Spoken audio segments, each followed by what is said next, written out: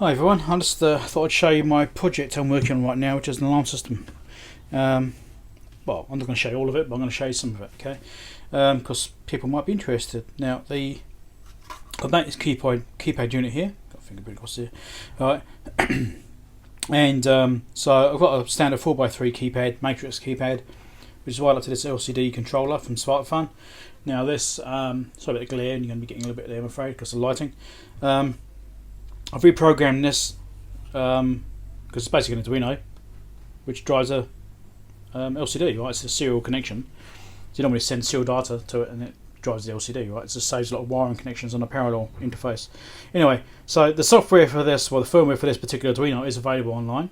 So what I've done is I've downloaded that, and I've built my keypad controller around that code. So I've got a serial interface that will go to this panel, which will run the LCD and feed back the keystrokes back to the main unit. So even if this gets smashed up and destroyed, or shorted out, whatever, it doesn't matter. It doesn't affect the alarm system because it's just a serial connection. It's just a display head, basically. So that's that part built. All right. So as you can see, a little sloping box I've got. Picked up a few of these a while ago, and I've been meaning to use them for something. So that will sit on the wall quite nicely, I think, and do the job. Right, so you've got the standard programming header there.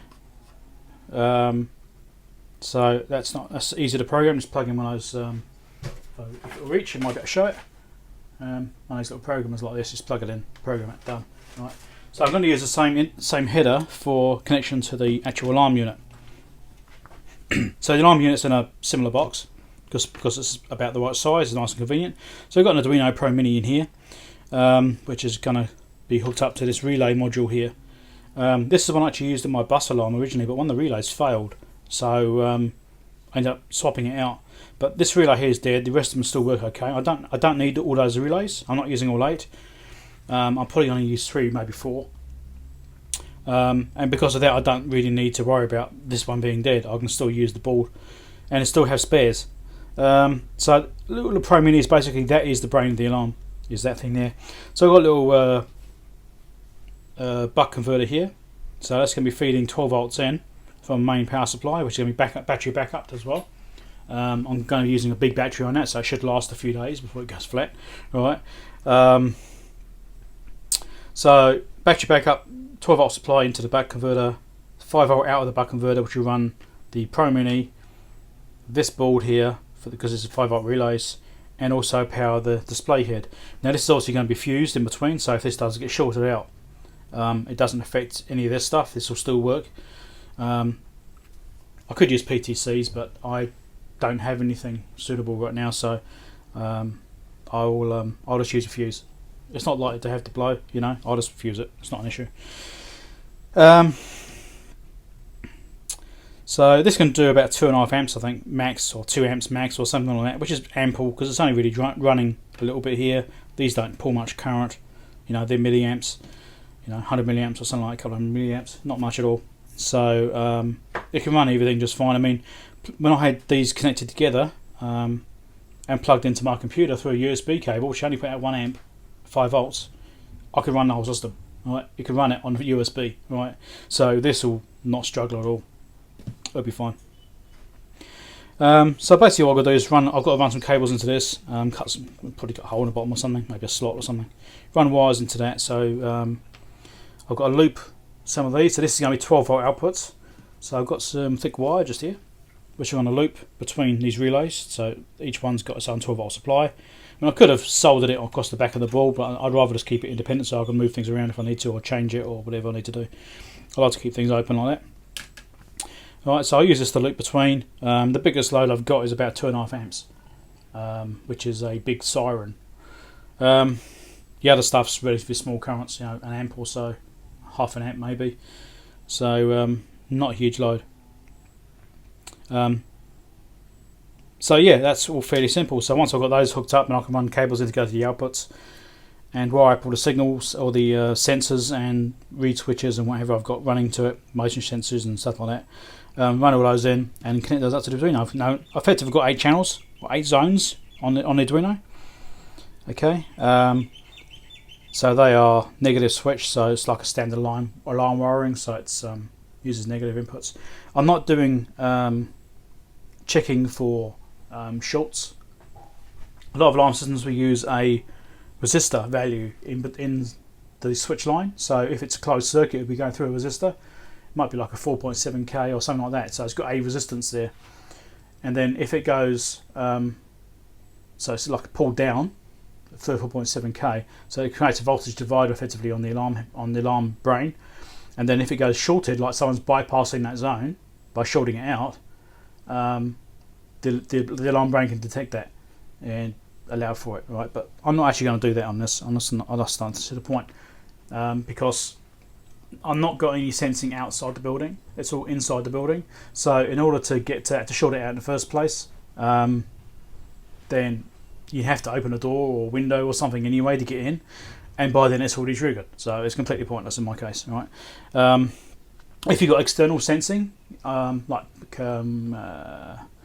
example, tamper signals on alarm boxes outside, then there you probably want to look at that. I do have analog inputs available on here still. I haven't used them all. I've still got 4 left, I think. 4 analog inputs on there. So I do have the means to wire up tamper-proof sensing on any external alarm boxes. So if I do get like the panels removed or whatever, I can actually hook up into those and do that sort of stuff too. I can do that if I choose to. I'm not quite sure how I'm going to handle those parts yet. I'm still working on that. Haven't got to that part of the design yet. I have an idea, but it's not finished. Okay. Now I may publish the source code for this. I'm unsure yet. I mean, because it is part of my alarm system. I'll probably change it or something. I might do some tweaks to it and make a public version which is different but similar. To remove any possible hacking of my own alarm system. It's not very likely to happen though, but like I say, you have to get into building first to do it anyway. So I shall play around this, but I may well release the source code. If people are interested in this project, then I may do it, right? It's currently got bugs in it. I'm sure, I've got it working in between the 2 units and communicating properly and handling the keypad properly and, accepting pin codes and turning on and off and triggering and that sort of stuff. That's all doing that properly as it should be. But there's bound to be little quirks in there or things which could be done better. I'm not the neatest coder, but yeah, anyway. So I may release it, I'm not sure. If enough people request the code, then I may release the source code for it. And, which would allow you to program this directly and then program that and off you go. It's pretty simple. I do comment my code and leave notes and stuff in that throughout because I don't remember what I've done. 6 months time I go back and listen to go, what the hell did I do with that code? I don't remember. My memory's not as good as it used to be. Right, so I'm waffling on quite a bit. So it's just get some stuff done now. Half my tools aren't even in this room. So don't forget, this is my temporary lab whilst my house is being repaired. So I don't have my wire strippers out or anything, so I have to make do. So I just need to loop these.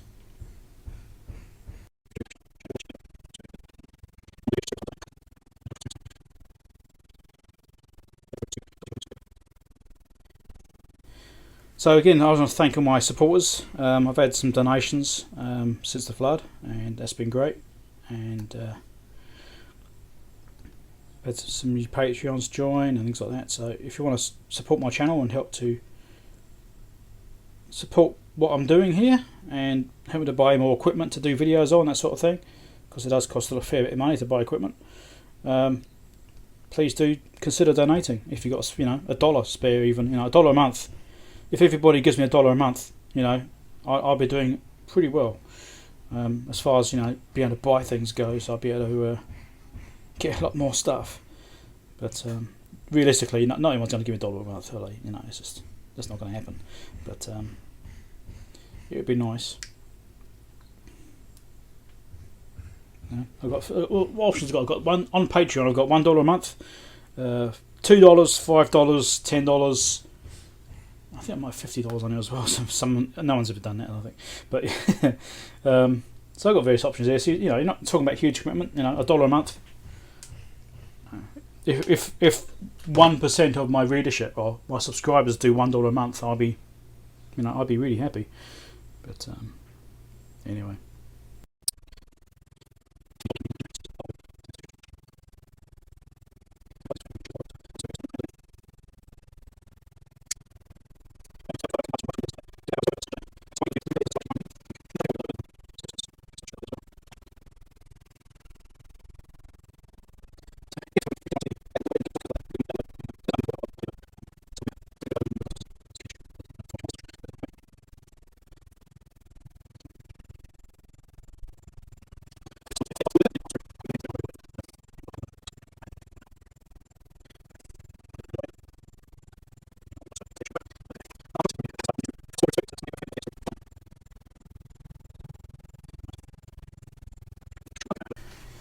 Right, so I've just got this looped around, and I'm just going to solder this straight to the input on this, and then I'll end up cutting this wire eventually and putting a multi-way joiner in there to go to the various 12-volt devices.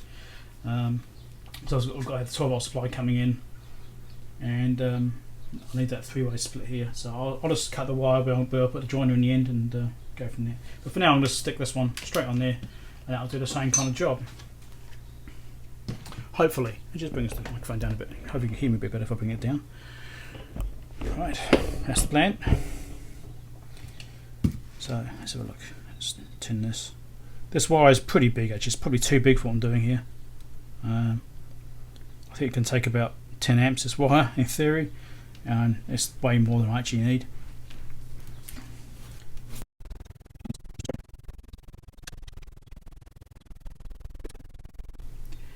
Wouldn't actually go through the holes on the board because it's too big, but that's okay.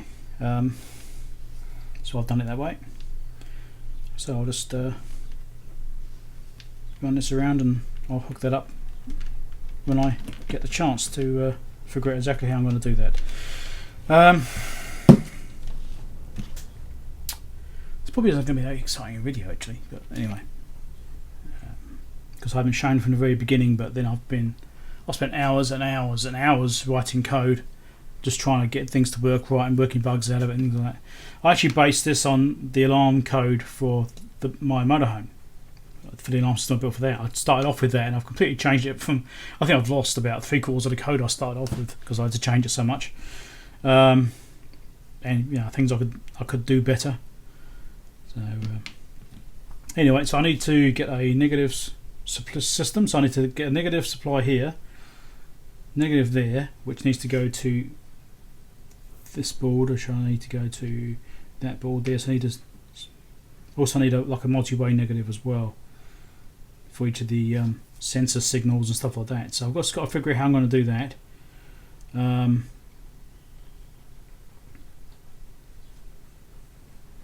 going to have to think about that. I've got a few options, but I definitely need to hook the negatives up, the grounds to the ground on this. The output from that can go to that board and to this board. I know that's fine. I'm going to use the raw input on the Arduino Nano rather than going to 5-volt input, just to help it to add any extra smoothing maybe there to help get any noise out from relay switching and stuff like that. I'm actually tempted to also add a second capacitor across the output of this as well, just to help smooth it further.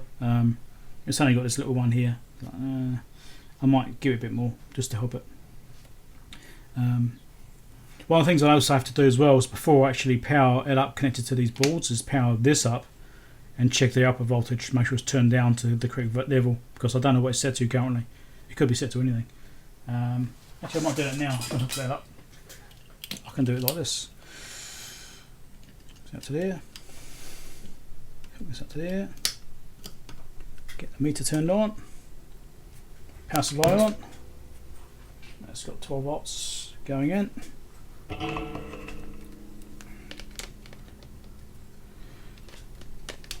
for the power up.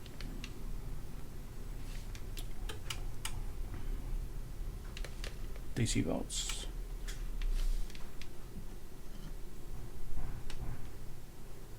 Yeah, it's going straight through right now, so I definitely need to change that with the screwdriver fit. Kind of.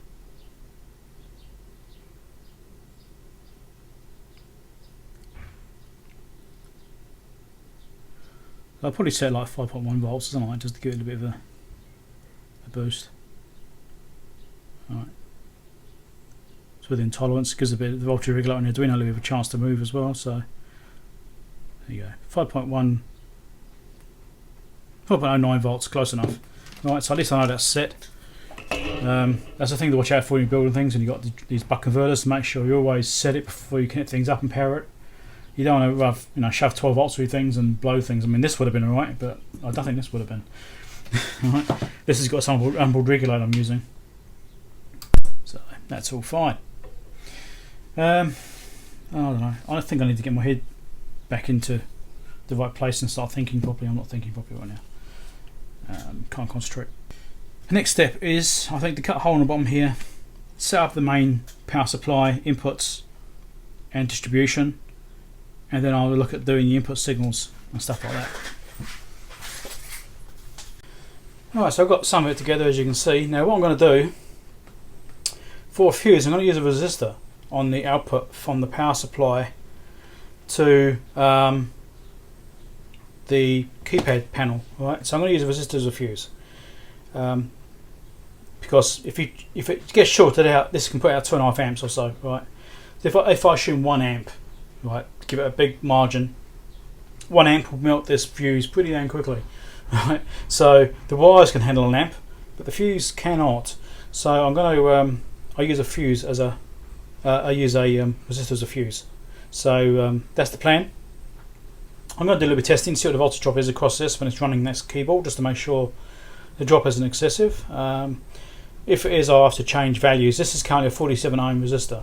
I'm just going to try it and see what it looks like. I'm not quite sure what the current draw actually is on this board, so I'm going to hook this up and we'll see what it looks like and decide whether or not this value is appropriate or not.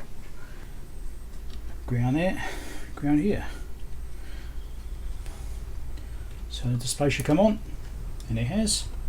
So we shall see what the voltage drop is across that resistor. That's with the backlight running and stuff like that, so I can just push the keyboard button and make sure it's all on. Alright, so I've got resistance set up there. Let's see what we get. Okay, a bit of connection would be helpful.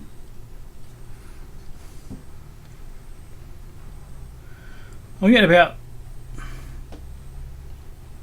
700 millivolts drop across that resistor, so I think that's too much. Yeah, that's with the backlight. I think 700 millivolts too much drop, so I'm going to change resistor values. I shall go and get a different one.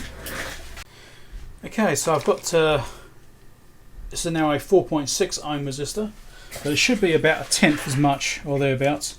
Being a high voltage input to it, it might actually affect other things too, like voltage regulator and stuff like that. So let's see. So I'm getting about 72 millivolts right now. So that's with the backlight off. If I can push a button, so it's got dim backlight, brighten the dip backlight up. It's 112 millivolts. So that's fine. That's an acceptable voltage drop. So that should be okay there. Hopefully. Let's just check the keyboard function, see if it's actually accepting key presses properly. Yeah. Because the way it works, it shorts between buttons, so. Yeah, okay, all the buttons seem to be working fine. So that's alright, so the voltage seems fine on that. Also, I'm going to get a bit of voltage drop from the cable from this unit to here as well. You know, it's going to be a thin cable, so will be a little bit of drop anyway, so I wanted to keep this drop as low as possible. Now what I want to test as well is see what current this resistor can take before it burns up.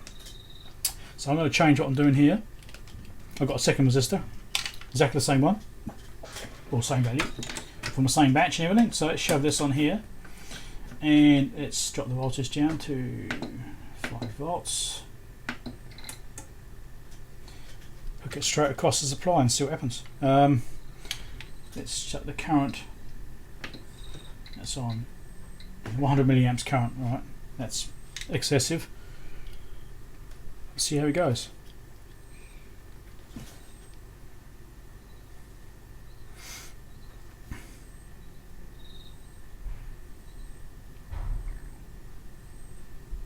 Not too bad so far. Let's increase the current. Let's go. That's 500 milliamps. Yeah, it's starting to get warm now. Right, so half an amp is getting hot. Right, so let's just go a bit further. Just turn the supply off to give it a chance to cool down first.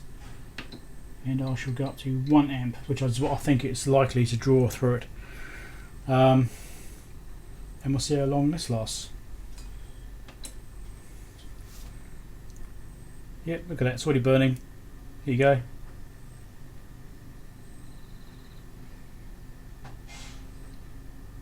So,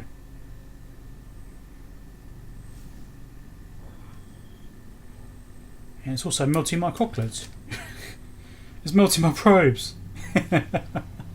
Oh dear. Whoops. That's not meant to happen. Anyway, yeah, so the resistor dies. As well as everything else around it, it looks like. Damn it, I just ruined some probes. That's a... oh well. New ones needed. That's a shame, they're really handy. Okay, so those can't handle, those little clips can't handle an amp. At least not when they're stuck to a really hot resistor.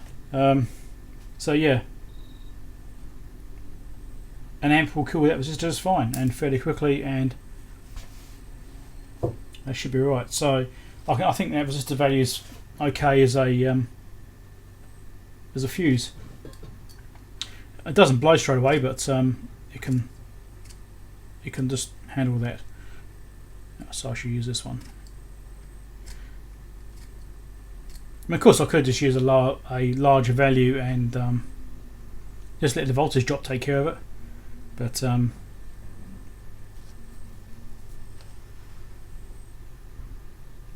that's also possible. But I don't want to drop the voltage too much onto this, so that's why I want to do it differently. So. Alright. It's annoying. Very nice clip, so I thought they could handle that much power. Never mind. Right. So this is the wire I want to stick the fuse onto. I already put it on before I thought about it actually. I should have stuck it on the other end. So I shall have to splice this, I think.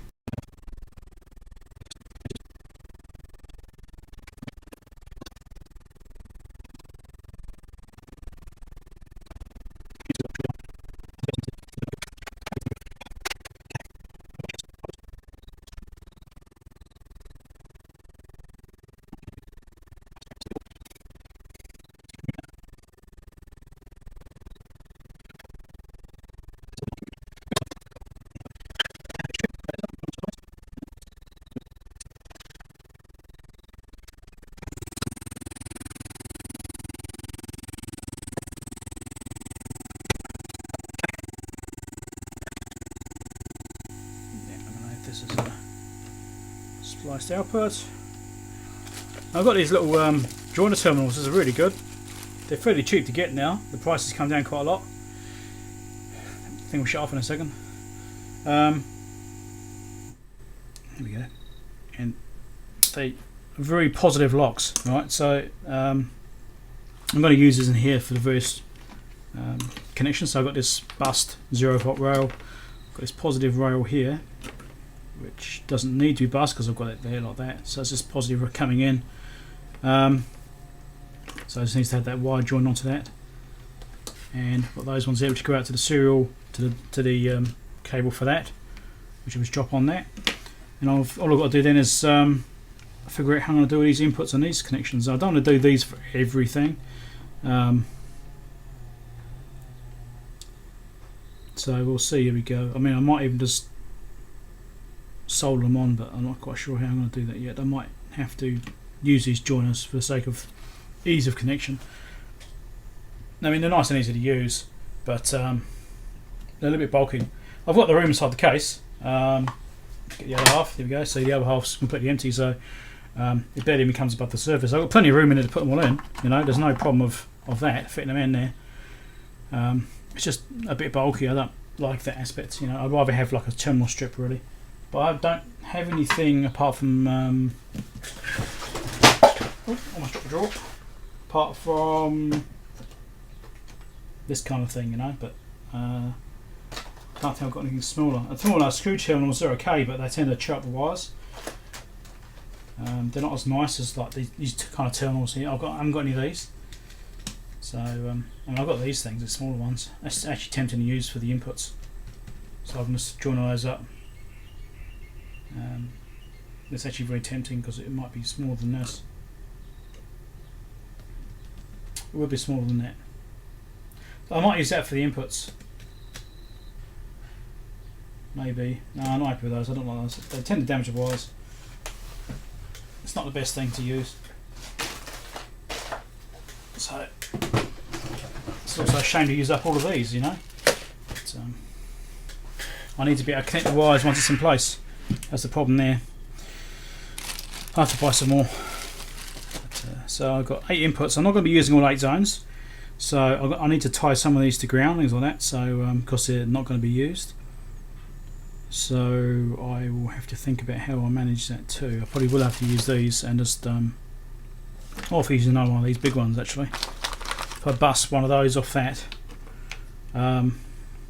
just daisy chain them, and then I can just run those input wires straight into this for the zones which aren't being used to bypass them. I could, of course, I could do it in code, but I'd rather keep the code intact, and just, if I need to add a zone, I can just wire it in, you know, instead of having to change the code. I have actually written into the code the ability to ignore zones, so when you arm the system if there's a zone which is saying it's open, you can tell it to ignore it and it won't actually activate on that zone. But it'd be a pain if you have to do it every time. So it's better just to do it for when there's a zone which is normally working, which may have an issue, you know, a door left open or something like that. Okay, as you can see, I've made some progress with this now. Mounted these together. I've glued them together and glued them down inside, so it's just nice and tidy and laid out as well as I can really. I've got a couple here still floating around. Haven't decided what to do with those yet. Depends on what connections I need. I might have to double them up, you see. I might have to stick some that way and stick another one to the back. So I've got like 10 there or something like that. I'll have to figure that out yet, I'm not quite sure. I also added another wire in here to run this relay. Here is one I've chosen. I forgot that I needed to have a pass-through relay, which is to disable my gauge door opener. So it has to pass through and stops the gauge door from opening up remotely, so it doesn't accidentally set the alarm off. That would force you to come into the side door and actually disarm the alarm properly. So I'm going to have to reprogram this just to add that extra relay on. That's not a big deal. But yeah, it's all pretty straightforward. I'm using hot melt glue. It's it's a bit messy, but it's okay. You know, it's not as ideal as I'd like it to be, but it's all workable. It'll work fine. Right. So these are the serial connections here. So I've got power and the serial connections. So I'll sort of bring a serial cable in for this unit here. There's 4 connections which run to that. Run that cable up, hook those into there. Then that's the keypad connected up. You can see I've got that inline resistor there to protect that from a short. I'm also thinking actually I should probably protect these as well. If someone does something funny with those, it might cause a problem. But we'll see. I'll probably put some kind of protection on those at some point. I won't do it right now. And so these are the alarm inputs. I've currently got 6 here lined up. I've only planned to use 5 at the moment. I'm going to be using some linked systems, so like a couple of doors run the same one and kind of thing. So I don't actually need all 8 at the moment. I need 5. So I've got 5 there ready to go, and I've got this one here. The spare zones going to ground, so they're currently disabled. So I'm going to look at those zones at all, and that's links to the ground block. All right. So all I've got to do now is bring. Forgot what I'm going to do with this wire here. Probably mount that over there. I'm thinking at the moment. I'm just making sure I haven't forgotten anything in case I need to use one of these blocks. But if that's the case, I'll secure that there like that. Then I can just bring the power wires in, run it to there in this block, and that's the power of the whole lot. Then I've just got to run wires up to here for the outputs and things like that. And so I think I'm going to have to use 2 of these blocks and probably stick them back to back. I've got another block here, so I'll probably stick them back to back like that. Just like so, glue them together and glue them down like that, and that gives me, I'm going to shove the wires in, nice and easy, nice and tidy. and I'll just bridge across, like a little loop one end, loop from there to there. It gives me 4 there. Right, so it gives me 8 outputs available for the 0 volt system. So that will tidy that up as well. So that's what I'm going to plan on doing. So the hot glue gun's still plugged in, so I might do it now when I'm recording actually.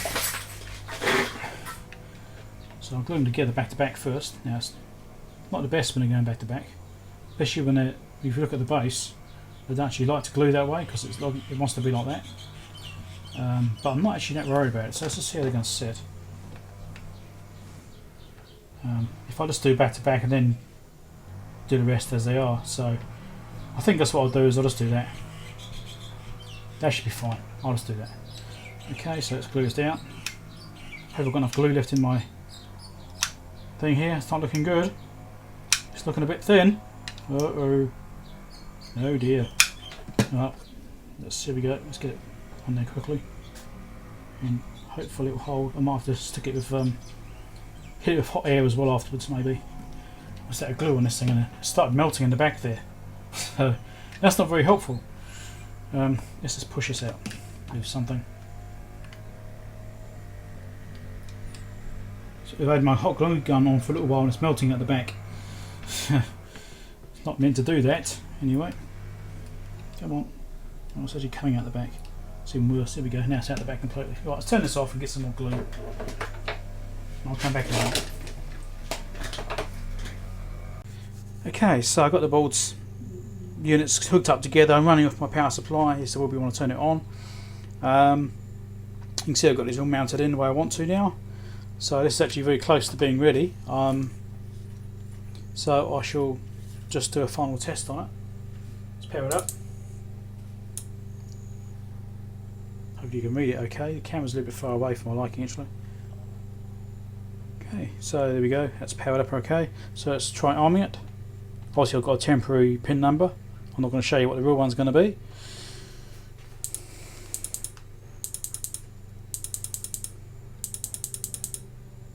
Alright, so what it does is it will pulse the internal sounder. I have a sounder inside, like a buzzer, and it will pulse that, and each pulse will be the zone number. Right, so if it's got multiple zones, it will pulse for each zone. Right, so I did 1, 1, 2, 1, 2, 3, 1, 2, 3, 4, 1, 2, 3, 4, 5 pulses, and because it detected those zones are open.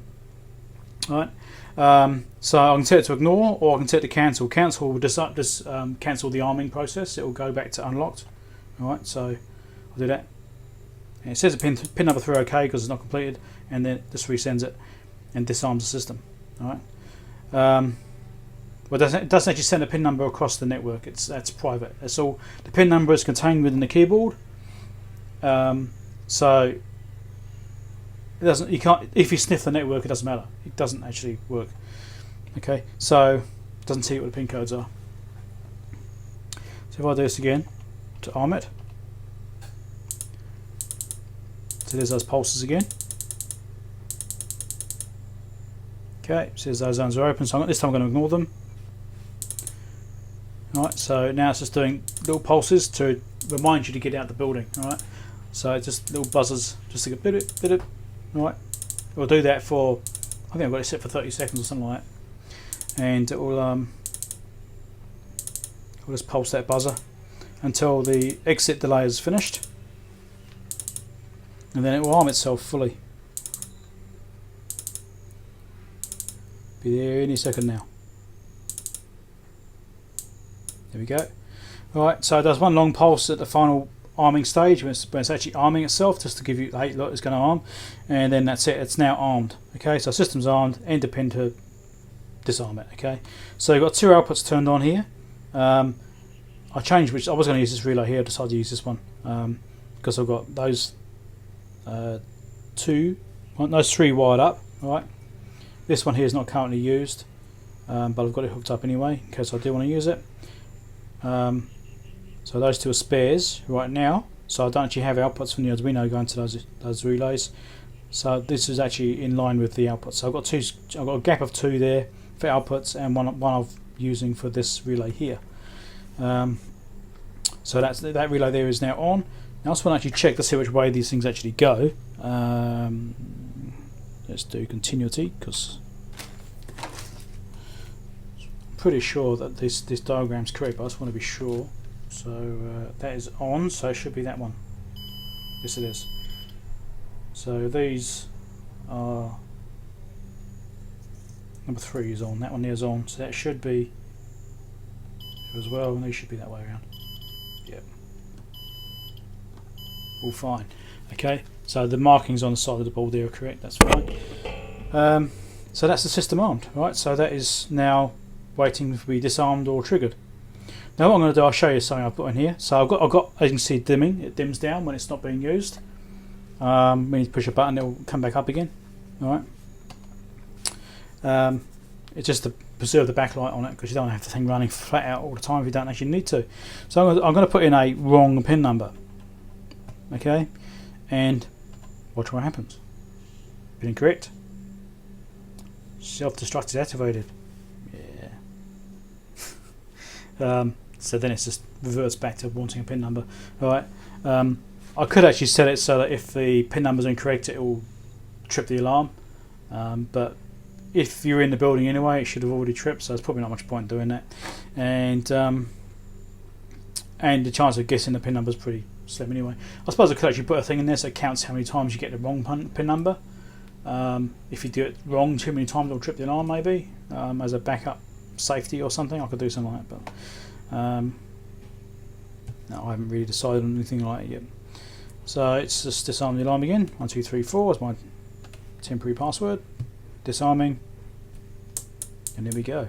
It does two buzzers on the inside to confirm it's deleted, disarmed, and that's it.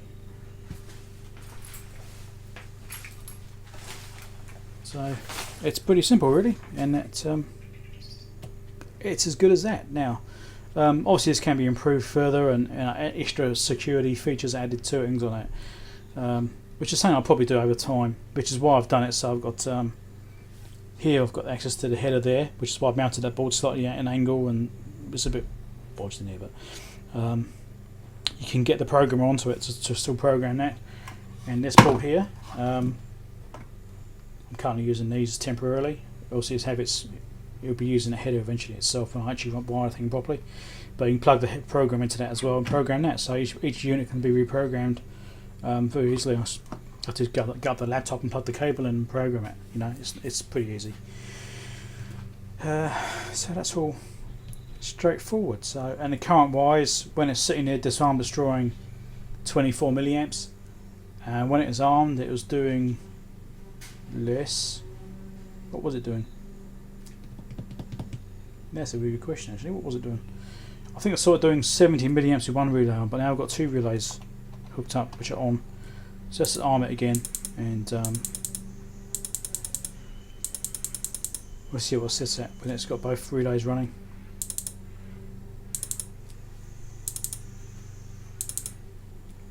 Would you have to wait 30 seconds? Of course I could have reduced the timers and stuff like that to make it quicker to troubleshoot, but I wanted to keep it all as it is, because sometimes changing timers can affect things, and I prefer just to keep it as it is, you know. It takes a bit longer, but so any second now I'll tell you what the current draw is with 2 relays. Okay, 2 relays is 100 milliamps. So that's 107 milliamps of 2 relays running from it. Off the main power supply, so that's, you know, not much at all. So this thing here should not really get warm at all, you know, it should be absolutely fine. This will handle 100 milliamps is fine. Now what I could actually do as well, one of the things I purchased recently, I did a mailbag, which man, I'll see, not quite sure which sequence I'm going to do these in. Stick on heat sinks.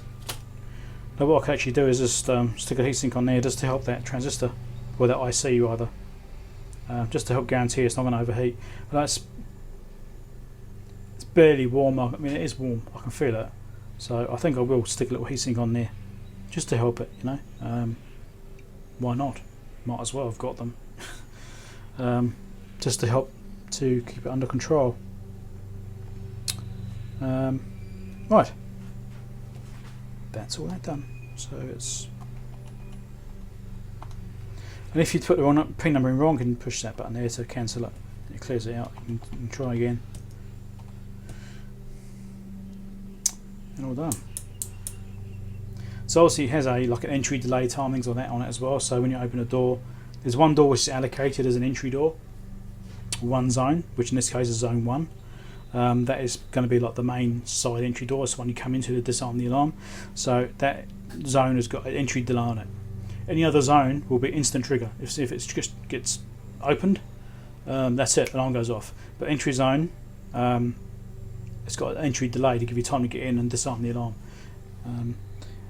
Other options I've got here, so I almost did, is get a RFID like swipe card system. You know, have it outside, so use that to disarm the alarm before you come in, unlocks the door and disarms the alarm.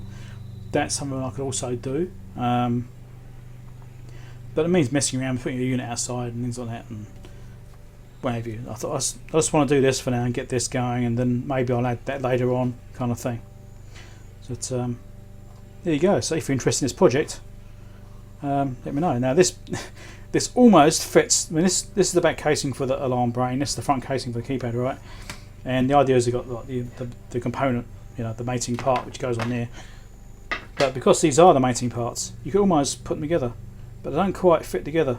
The LCD sticks out the back just slightly too much. It hits on these relays, which is a shame, because if you even wanted to reconfigure it and had the keypad here as a standalone unit with all the signals and everything going to it and the outputs going to it, which is actually a really insecure thing to do, not what I'm going to be doing, you can almost do that, you know. But that's why I'm making separate units, so even if this gets found and destroyed and smashed up, it doesn't matter, the alarm will still be functioning, it'll still stay on. You know, I don't like these systems where everything's put into one unit, you know. It's one little keypad unit and that's all the alarm brain, and that's probably going to be it for now. So thanks for watching. If you enjoyed the project, let me know, give us a thumbs up and that sort of stuff. If you want to see source code, or if you want to make this yourself, I am considering releasing the source code, so and having it available to download and for you to replicate this project. It's not that hard to do. It's a Pro Mini and a Sparkfun serial LCD module. All right, it's not hard. All right, it just takes a bit of time figuring out the code. Now I've done that bit for you. All right, if I release it, then you know other people could be able to build these things too, and modify them and do what they want, and maybe even make them more secure than I am. Okay, so I'm done. So give us a thumbs up and tell your friends and subscribe and that sort of stuff if you're not already. If you are subscribed, make sure you click the bell icon to make sure that you actually get notifications. And thanks to my Patreon and PayPal donation supporters. Those are much appreciated. I'd certainly like to get some more of those. Have a good one. Catch you later.